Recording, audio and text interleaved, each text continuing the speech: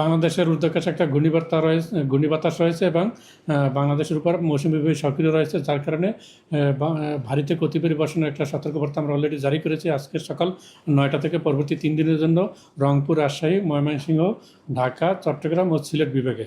এবং এই বৃষ্টিপাতটা আগামী 3 দিন পরও উত্তরের দিকে আরও অব্যাহত থাকবে, অর্থাৎ রংপুর বিভাগে এটা 19 তারিখ পর্যন্ত অব্যাহত থাকতে পারে। এই ভারী বর্ষণের পাশাপাশি আমরা বলেছি যে ঢাকা এবং চট্টগ্রাম মহানগরীতে জলাবদ্ধতার সম্ভাবনা রয়েছে এবং চট্টগ্রাম বিভাগের পাহাড়ি এলাকায় ভারী ভূমিধসেরও সম্ভাবনা রয়েছে।